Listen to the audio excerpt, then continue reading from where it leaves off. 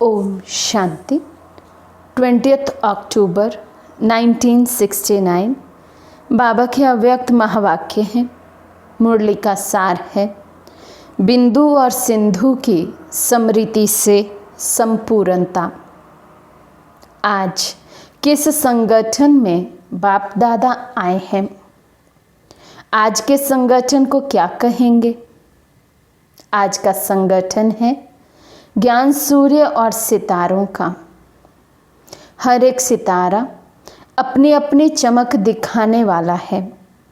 बाप दादा हर एक सितारे की चमक देखने के लिए आए हैं।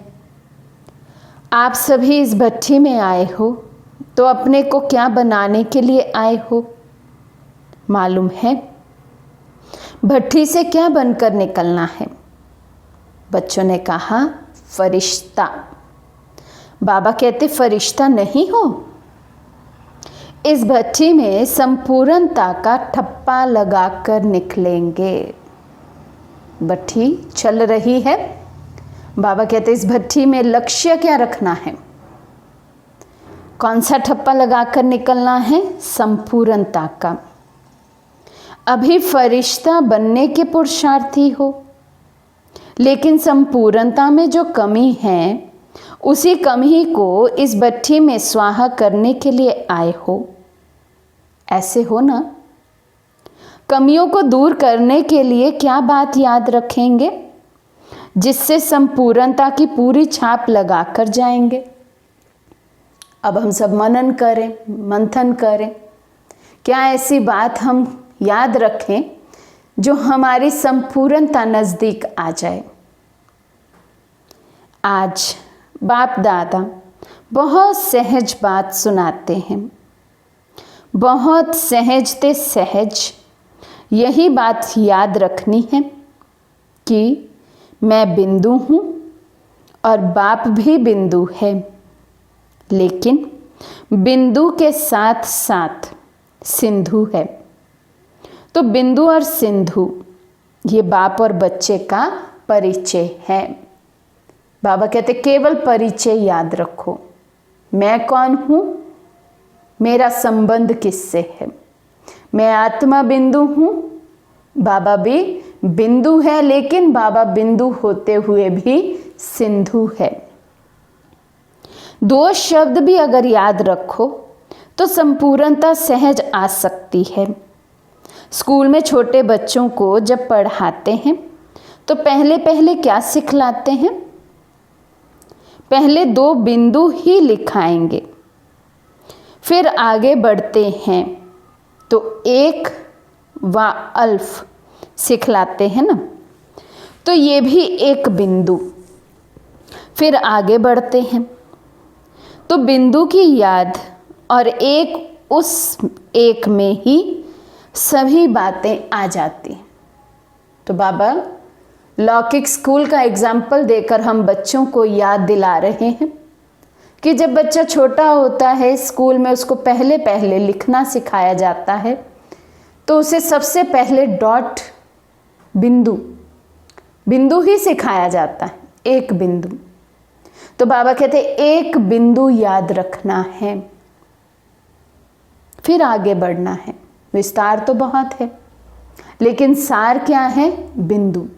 मैं आत्मा बिंदु, बाबा बिंदु। तो बिंदु की याद और एक उस एक में ही सभी बातें आ जाती हैं। एक की याद और एक रस अवस्था, एक की ही मत और एक के ही कर्तव्य में मददगार।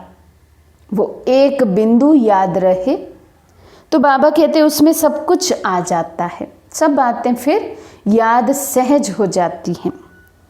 एक रस अवस्था भी बन जाती है। एक की याद में टिक जाएंगे, एक की मत पर चलेंगे और एक के कर्तव्य में मददगार भी बन जाएंगे। अगर एक एक बात ही याद रखें तो बहुत ही अपने को आगे बढ़ा सकते हैं। सिर्फ बिंदु और एक, उसके आगे विस्तार में जाने की दरकार नहीं। एक और बिंदु। बस बाबा कहते ये याद रखो, मैं एक बिंदु आत्मा, एक बिंदु बाप से मेरे सर्व संबंध, एक बिंदु बाप की याद में मुझे रहना है, एक बिंदु बाप की श्रीमत पर मुझे चलना है, एक बिंदु बाप का जो कर्तव्य है, जो इस समय कर्तव्य चल रहा है, उसमें मुझे मददगार बनना है। एक और बिंदु बस, और कुछ याद करने की बाबा कहते दरकार ही नहीं है। तो कितना सहज कर दिया बाबा ने। विस्तार में जाना है तो सिर्फ सर्विस प्रति, अगर सर्विस नहीं तो बिंदु और एक। उसके आगे अपनी बुद्धि को चलाने की इतनी आवश्यकता नहीं है। देखो हम कितनी आज देखें, अगर हम तो ज्ञान योग के सब्जेक्ट में भी हम अपनी बुद्धि को कितना लगाते हैं। इस प्रकार का योग, उस प्रकार का योग, कभी इस रंग की किरणें, कभी उस रंग की किरणें, कहाँ कहाँ अपनी बुद्धि को हमने फंसा कर रखा हुआ है। इसकी कमेंट्री, उसका म्यूजिक, बस यही अच्छा लग रहा है। और बाबा हमें इन सब से भी ऊपर लेकर जा रहे हैं। कुछ भी आधार ना हो, बस एक और बिंदु। बस बाबा कहते ये है यथार्थ योग। इसके आगे बाबा कहते अपनी बुद्धि ज़्यादा चलाने की ज़रूरत ही नहीं है। हाँ, सर्विस के प्लान बनाने हैं, सर्विस अर्थ बुद्धि चलानी है तो भल चलाओ, लेकिन वो भी श्रीमत प्रमाण। बाबा कहते सर्विस नहीं है तो बस ज़्यादा बुद्धि नहीं चलाओ, बिंदु याद रखो और एक को याद रखो बस। उसके आगे अपनी बुद्धि को चलाने की इतनी आवश्यकता नहीं है। सिर्फ यही बातें याद रखो तो सहज संपूर्णता को पा सकते हो। अब बाबा पूछते, सहज है व मुश्किल है? बुद्धि चलाने के काम से भी बाबा ने हमें छुट्टी दे दी। ऐसा बाप कहीं मिलेगा? हमारे लिए बुद्धि भी वही चलाए। इतना सहज पुरुषार्थ, और फिर भी हम कहें नहीं, बाबा की याद में एक रस अवस्था बनाना बड़ा मुश्किल है। तो मुश्किल तो खुद ही करते हैं। बाबा तो रोज और सहज और सहज और सहज करते जाते हैं। सहज मार्ग है, लेकिन सहज को मुश्किल कौन बनाता है? बच्चों ने उत्तर दिया, संस्कार। बाबा कहते ये संस्कार भी उत्पन्न क्यों होते हैं? सिर्फ अपनी विस्मृति इन सब बातों को उत्पन्न करती है। श्रेष्ठ स्मृति में नहीं रहते हैं, एक की स्मृति में नहीं रहते हैं, एक बिंदु नहीं बनते हैं, बिंदु में सिंधु को याद नहीं करते हैं, विस्मृति और स्मृति के खेल में लग जाते हैं। इसलिए बाबा कहते ये सब बातें भूल जाती हैं। चाहे पिछले संस्कार, चाहे पिछले कर्म बंधन, चाहे वर्तमान की भूलें, जो भी कुछ होता है उसका मूल कारण अपनी विस्मृति है। वर्तमान समय में ब्राह्मण बनने के बाद भी अवज्ञाएं होती हैं। यज्ञ के हम इतने स्नेही हैं, फिर भी यज्ञ में हमारी वजह से कोई नुकसान हो जाता है, हमारी कोई गलती हो जाती है, पिछला कोई संस्कार जागृत हो जाता है, पिछला कोई कर्म बंधन अपनी ओर खींच लेता है। बाबा कहते ये सब होता है विस्मृति से। अपनी विस्मृति के कारण ये सभी व्यर्थ बातें सहज को मुश्किल बना देती हैं। स्मृति रहने से क्या होगा? जो लक्ष्य रख करके आए हो, स्मृति संपूर्ण, विस्मृति असंपूर्ण। स्मृति से क्या होगा? संपूर्ण बन जाएंगे, और विस्मृति होगी तो असंपूर्ण बनेंगे। विस्मृति है तो बहुत ही विघ्न है, और स्मृति है तो सहज और संपूर्णता। दो बातें सुनाई ना, अंतर देखो। बाबा कहते यदि आप सदा स्मृति में रहते हो, और स्मृति में रखने के लिए भी क्या बात बताई बाबा ने, एक और बिंदु, बस।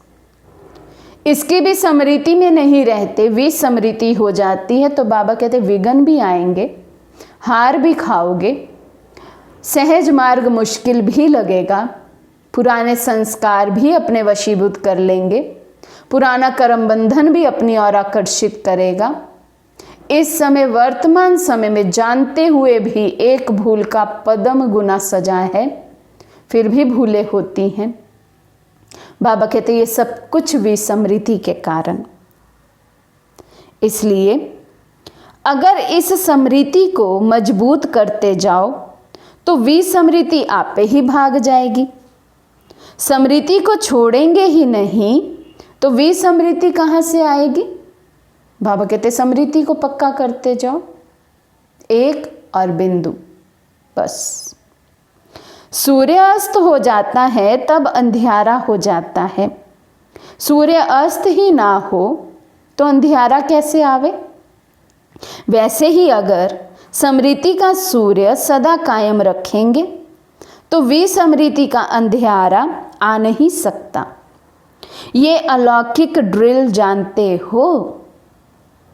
वैसे भी अभी वे ड्रिल जो करते हैं वे तंदुरुस्त रहते हैं। शारीरिक ड्रिल, शारीरिक एक्सरसाइज बाबा कहते जो करते हैं वो तंदुरुस्त रहते हैं। तंदुरुस्ती के साथ साथ शक्तिशाली भी रहते हैं। तो ये अलौकिक ड्रिल जो जितनी करता है उतना ही तंदुरुस्त, अर्थात माया की व्याधि नहीं आती और शक्ति स्वरूप भी रहता है। जितना जितना ये अलौकिक बुद्धि की ड्रिल करते रहेंगे उतना ही जो लक्ष्य है बनने का वे बन जाएंगे, वे पा लेंगे। संपूर्ण बनने का, बाप समान बनने का हर एक ने लक्ष्य रखा हुआ है, लेकिन हर एक की परसेंटेज अपनी अपनी है, क्योंकि हर एक का स्मृति और विस्मृति का खेल अपने अपने परसेंटेज का चलता है।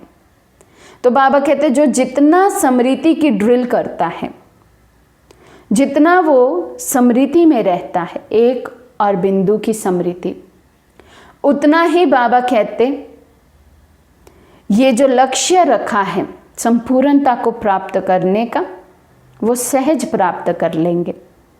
लेकिन यदि विस्मृति ही रहे, कभी कभी स्मृति आती है, अधिकतर समय विस्मृति रहे, तो बाबा कहते कभी भी संपूर्ण नहीं बन पाएंगे। इसलिए बाबा कहते हैं जितना जितना वे अलौकिक बुद्धि की ड्रिल करते रहेंगे उतना ही जो लक्ष्य है बनने का वे बन पावेंगे। ड्रिल में जैसे ड्रिल मास्टर कहता है वैसे हाथ पांव चलाते हैं ना। यहाँ भी अगर सभी को कहा जाए एक सेकंड में साकारी से निराकारी बन जाओ तो बन सकेंगे। चेक करो सब अपने आप को, एक सेकंड रुकते हैं, एक सेकंड में निराकारी स्थिति में स्थित होना, केवल संकल्प में स्थित नहीं होना। क्या एक सेकंड में मैं निराकारी स्थिति में स्थित हो सकता हूं?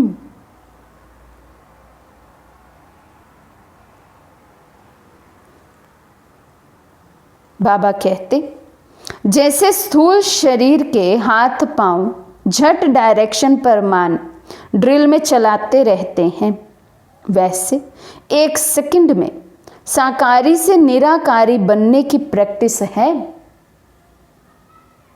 चेक करो, है प्रैक्टिस। एक सेकंड में साकारी से निराकारी।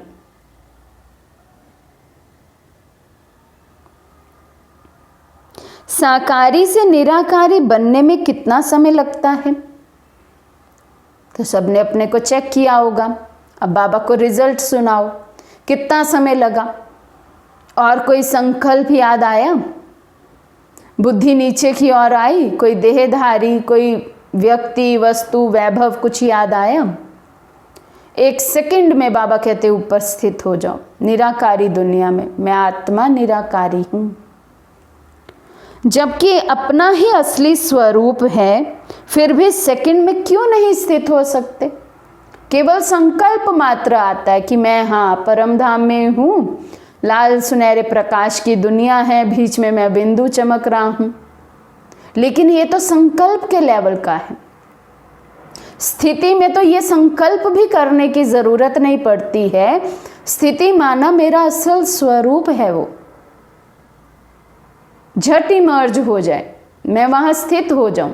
संकल्प करने की भी जरूरत नहीं पड़े कि मैं परम धाम में हूं, सितारा चमक रहा हूं। नहीं, वो फीलिंग आ जाए एक सेकंड में, वो परम धाम की शांति मुझे आत्मा में समा जाए, भरपूर हो जाऊं मैं एक सेकंड में। एक सेकंड में बाप समान स्थिति का अनुभव करके नीचे आ जाऊं, वो है स्थिति। तो चेक करो, संकल्प के लेवल पर निराकारी बनते हैं या स्थिति के लेवल पर निराकारी बनते हैं?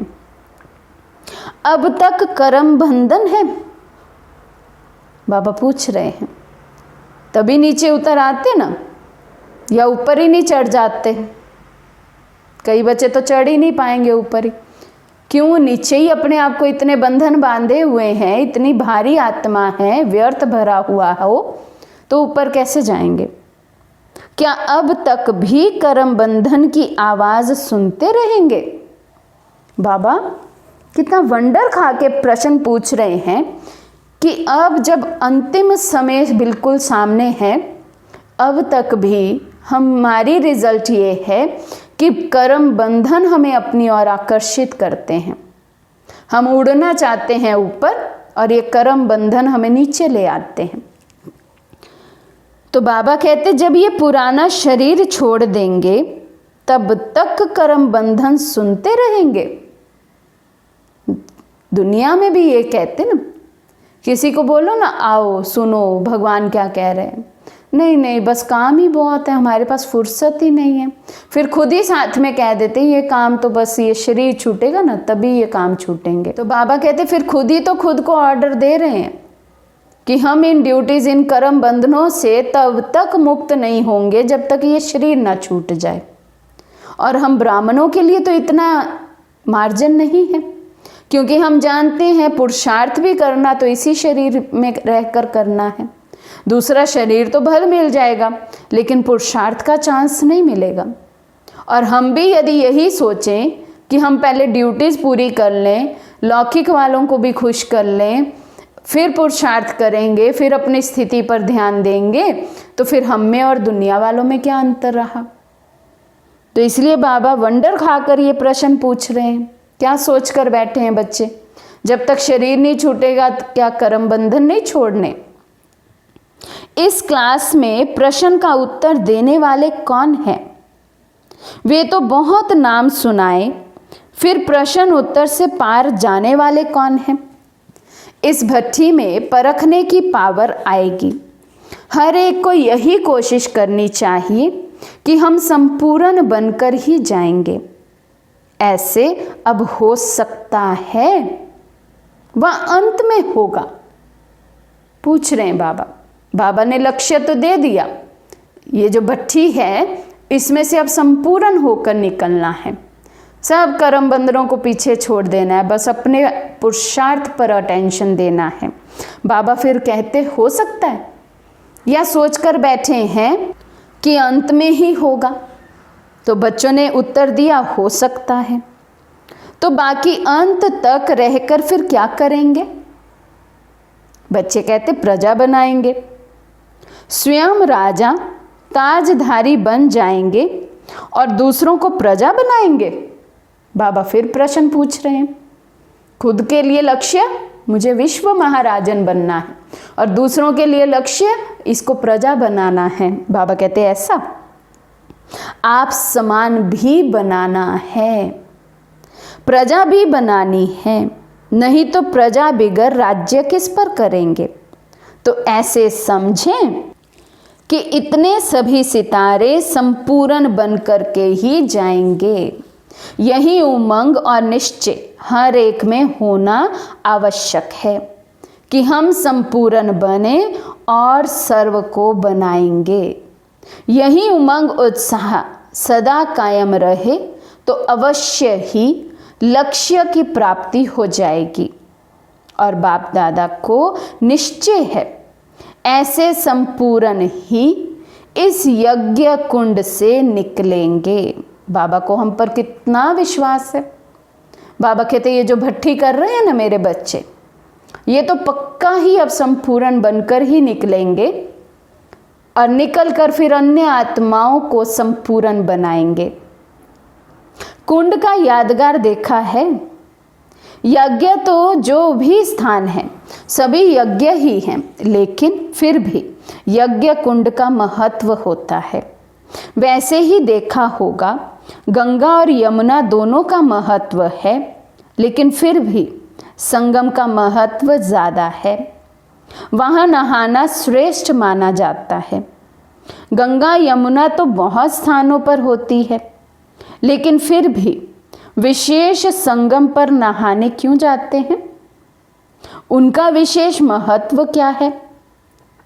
संगम के महत्व को अच्छी तरह से जानते हो ना?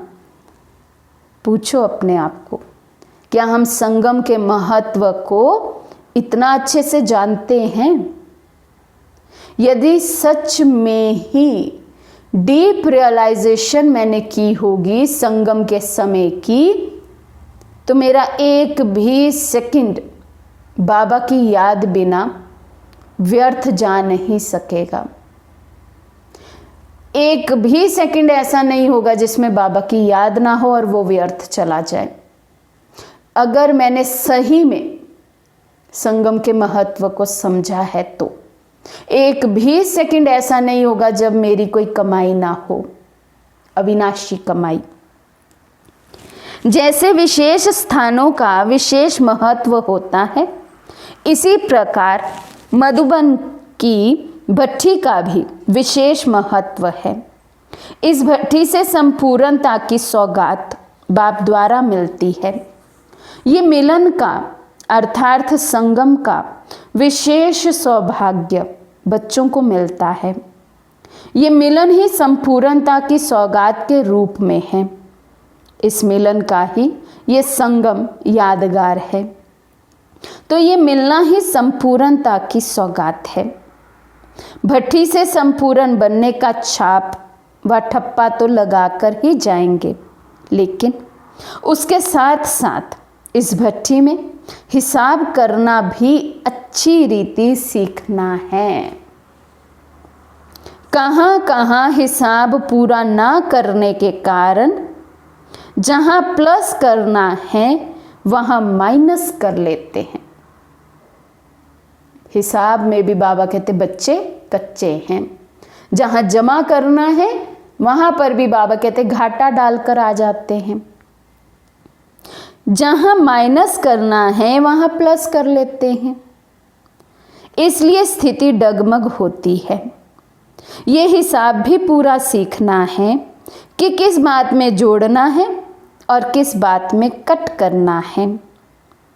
प्रवृत्ति में रहने के कारण जहाँ ना जोड़ना हो वहाँ भी जोड़ लेते हैं, और जहाँ काटना है वहाँ भी काट लेते हैं।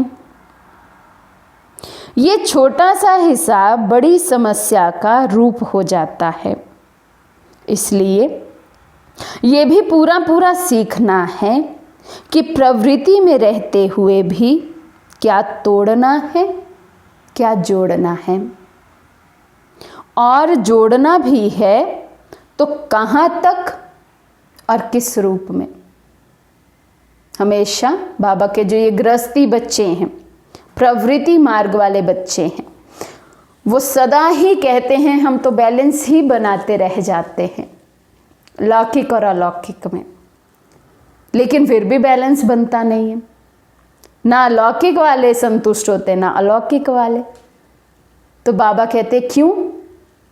क्योंकि प्लस और माइनस आता नहीं है। कहाँ जोड़ना है लौकिक में और कितना जोड़ना है, किस हद तक जोड़ना है, किस रूप तक जोड़ना है, कहाँ घटाना है, कहाँ कम करना है, बाबा कहते वो नहीं आता है। आपको भट्ठी में बुलाया है तो उसका कार्य भी बताएंगे ना। कौन कौन सी पढ़ाई की सब्जेक्ट में परिपक्व होना है। एक तो अलौकिक ईश्वरीय ड्रिल की सब्जेक्ट और दूसरी ये हिसाब करना। दोनों ही बातें इस भट्ठी में सीखनी है। बाबा इस भट्ठी का लक्ष्य दे रहे हैं। दो बातों में बाबा कहते परिपक्व होकर इस भट्ठी से निकलना है। पहली बात जो बाबा ने ईश्वरीय ड्रिल सिखाई है, 1 सेकंड में साकारी से निराकारी बन जाना। एक तो बाबा कहते इसे में परिपक्व हो जाना है, पक्के हो जाना है। दूसरा बाबा ने कहा ये जो प्लस माइनस का हिसाब है ना, इसमें पक्के हो जाना। अगर इन दोनों बातों में संपूर्ण बन गए तो बाकी क्या रहेगा। संपूर्ण तो बनकर ही निकलेंगे, खुद तो बन जाएंगे, लेकिन औरों को बनाने का कार्य भी बाकी रहेगा। इसी निमित्त ही जाना है। खुद संपूर्ण बन गए, अब वापस जाना है तो बाबा कहते क्या लक्ष्य रख के जाना है। जो मैंने प्राप्ति की है, जैसा संपूर्ण मैं बना हूँ, मुझे औरों को आप समान बनाना है। संबंध के कारण नहीं जाना है, लेकिन सर्विस के निमित्त जाना है। मधुबन से वापस जब अपने घर आते हैं तो बाबा कहते ये लक्ष्य रख के जाना है। पहले तो मधुबन में स्वयं के लिए लक्ष्य रखो कि मुझे इतनी प्राप्ति करनी है। इस भट्ठी का ये जो चांस मुझे मिला है, इसमें खुद को संपूर्ण बना लेना है। दो बातों की परिपक्वता पर ध्यान देना है, ईश्वरीय ड्रिल और दूसरा हिसाब प्लस माइनस। तो बाबा कहते जहाँ भी रहो लेकिन अपने को ऐसा समझ कर रहेंगे तो अवस्था न्यारी और प्यारी रहेगी।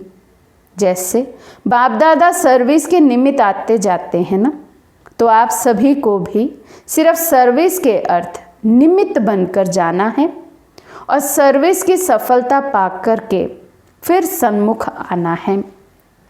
अव्यक्त वतन से वर्तमान समय बाप दादा हर बच्चे को कौन सा मंत्र देते हैं?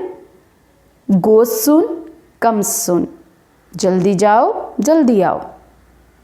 कहाँ से देते हैं बाबा? ये वतन से। तो किसको मिलेगा ये इशारा, ये मंत्र?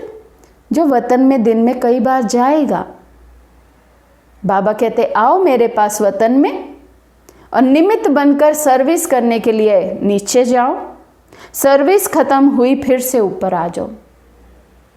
तो ये आने और जाने की ड्रिल जल्दी जल्दी करनी। गो सुन कम सुन, ये महामंत्र है, बाबा वतन से बैठकर दे रहे हैं। सर्विस प्रति जाओ और साथी बनकर के जल्दी आओ, फिर जाओ। जब यहाँ गो सुन कम सुन होंगे तब बुद्धि द्वारा भी जल्दी होंगे। बुद्धि की ड्रिल भी गो सुन कम सुन है ना। ये वे स्थिति तब होगी जब ये स्थूल मंत्र याद रखेंगे। इस मंत्र से उस मंत्र का संबंध है। तब तो बताया यज्ञ कुंड का महत्व है। यहाँ आपको सौगात के रूप में मिलती है, वहाँ पुरुषार्थ रूप में है। मधुबन जाते हैं, गो सुन कम सुन की टोली मिलती है ना लास्ट में। जब बाबा से साकार में कोई छुट्टी लेते थे तो बाबा हमेशा कहते थे ये गो सुन कम सुन, जल्दी जाओ फिर वापस जल्दी आना। तो बाबा कहते जो साकार में किया या जो आप साकार वतन में अभी तक मधुबन में करते हैं, वही अब अव्यक्त वतन में भी करना है। जल्दी जाओ जल्दी आओ। तो यज्ञ कुंड का विशेष महत्व हुआ ना। यहाँ वरदान वहाँ मेहनत।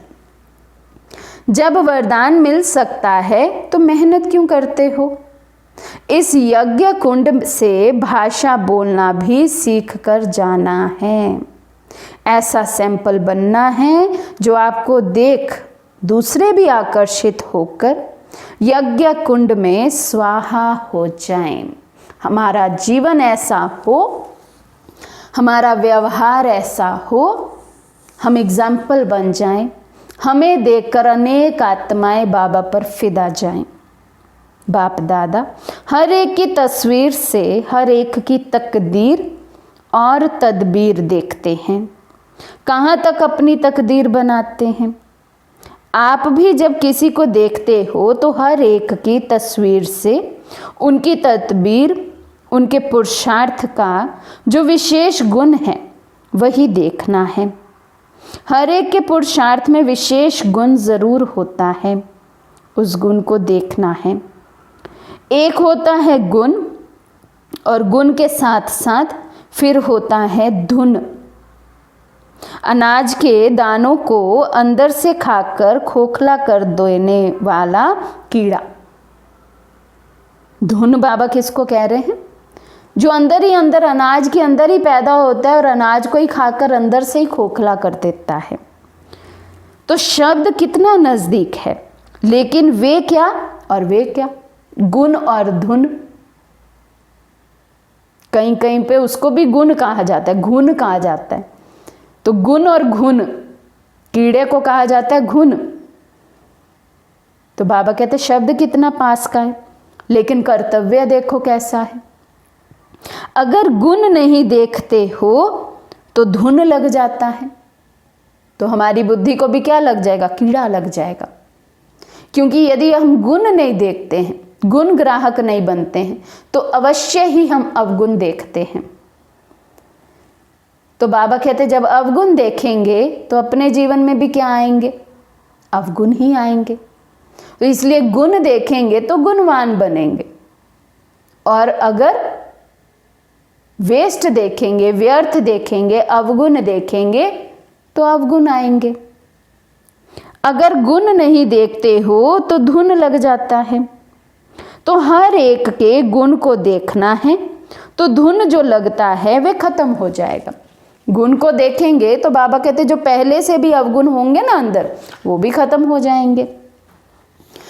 जो एक दो के स्नेही होते हैं, ऐसे स्नेही बच्चों से बाप दादा का भी अति स्नेह है। स्नेह ही समीप लाता है, जितना स्नेही उतना समीप। तो एक दो में स्नेही हो, बाबा पूछ रहे हैं।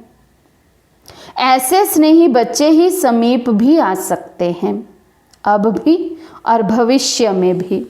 विशेष स्नेही है, इसलिए आज विशेष डबल टीका लगा रहे हैं, लेकिन अनोखा लौकिक रीति का टीका नहीं। डबल टीका कौन सा है? एक तो निराकारी, दूसरा न्यारापन। तो दो तिलक बाबा ने हम बच्चों को दिए, एक है निराकारी, दूसरा है न्यारापन का। ये डबल टीका हर एक के मस्तक पर अविनाशी स्थित कराने के लिए अविनाशी रूप से ही लगा रहे हैं। ये अविनाशी टीका सदा कायम रहता है। पूछ रहे हैं बाबा, सदा निराकारी स्थिति में रहते हो? सदा न्यारे बनकर बाप के प्यारे बनते हो? तिलक को सुहाग की निशानी कहा जाता है। इस तिलक को सदा कायम रखने की कोशिश करनी है। जितना जितना परिपक्व रहेंगे उतना पद पा सकेंगे। हर एक यही सोचे कि हम ही नंबर 1 हैं। अगर हर एक नंबर 1 होंगे तो नंबर 2 कौन आएंगे? बाप की क्लास में कभी भी नंबर नहीं निकल सकते। टीचर भी नंबर 1, स्टूडेंट भी नंबर 1, तो एक एक नंबर 1। तो ऐसी क्लास का तो मधुबन में चित्र होना चाहिए। 1-1 वाली क्लास दुनिया में कहीं नहीं होगी। टीचर भी नंबर 1, स्टूडेंट भी, सभी के सभी नंबर 1। तो बाबा ने आज बहुत सहज तरीका बताया है। सहज याद में हम रहकर अपने को सहज रीति संपन्न और संपूर्ण बना सकते हैं। उसके लिए बाबा ने कहा केवल 2 शब्द याद रखने हैं, एक और बिंदु। तो बाबा ने कहा एक बिंदु की याद में रहना है, एक रस अवस्था बनेगी, एक की मत पर चलेंगे, एक के दिव्य कर्तव्य में मददगार बनेंगे। संगम समय के महत्व को बाबा कहते समझना है और इसमें पदम गुना कमाई कर सकते हैं। तो बाबा ने विशेष प्रवृत्ति मार्ग वालों के लिए कहा है कि 2 बातों में परिपक्व होना है। पहली बात, जो ईश्वरीय ड्रिल बाबा ने सिखाई, 1 सेकंड में साकारी से निराकारी। दूसरा, बाबा ने कहा हिसाब में बच्चे बहुत कच्चे हैं, प्रवृत्ति में रहते, गृहस्थ में रहते, कहाँ प्लस करना है, कहाँ माइनस करना है, कितना प्लस करना है और किस हद तक, किस रूप तक प्लस करना है, इसमें बच्चे कमज़ोर हैं। तो इसको ज़रूर सीखना है। गो सून कम सून, इस महामंत्र को बाबा कहते सदा याद रखना है। अव्यक्त वतन से अब बाबा ने हमें ये मंत्र दिया है, तो जल्दी जल्दी अव्यक्त वतन में दिन भर में बार बार हम जाएं। निमित्त मात्र सेवा अर्थ बाबा कहते नीचे आए, सर्विस खत्म हो, सेवा खत्म हो, कार्य खत्म हो, वापस उड़ चले अपने वतन। तो गो सून कम सून, और दूसरी बात एक और बिंदु। इन बातों पर बाबा ने कहा यदि हम अटेंशन देते हैं तो जल्दी और सहज रीति से संपूर्णता को प्राप्त कर लेंगे।